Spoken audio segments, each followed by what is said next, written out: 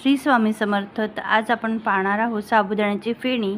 तर इथे 1 वाटी साबुदाणा, मोठा साबुदाणा आपण स्वच्छ धुवून घेतला आणि साबुदाणा बुडेल एवढं पाणी घालायचं आहे, म्हणजे बोटाच्या पेरभर पाणी वर आलं पाहिजे.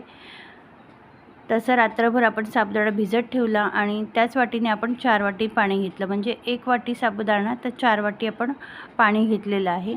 पाण्याला थोडीशी उकळ आली की त्यामध्ये हा बघा किती सुंदर असा साबुदाणा आपला रात्रभर भिजवल्यामुळे खूप छान असा फुलून आला.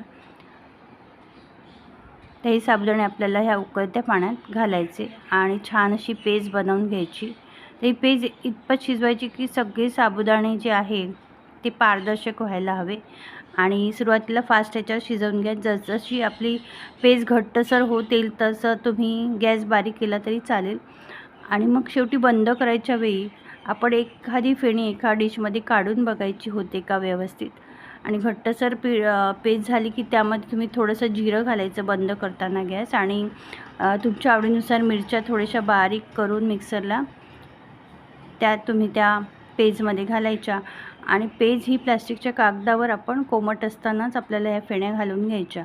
आता भाजीच्या डावाने घातल्या तर ह्या फेण्या आपल्या खूप मोठ्या होतात, म्हणून मी छोट्या चमच्यानेच आपल्या घालून घ्यायच्या आणि व्यवस्थित पसरवून घ्यायच्या की एकावर एक साबुदाणा येता कामा नये. कारण एकावर एक साबुदाण्याला की मग ती फेणी आपली खूप जाडसर दिसेल.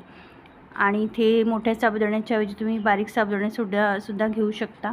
आणि चमच्याशी व्यवस्थित पसरवून घालायची आणि कडक उन्हामध्ये 3 ते 4 दिवस तुम्ही वाळवू शकता आणि खूप सुंदर होतात.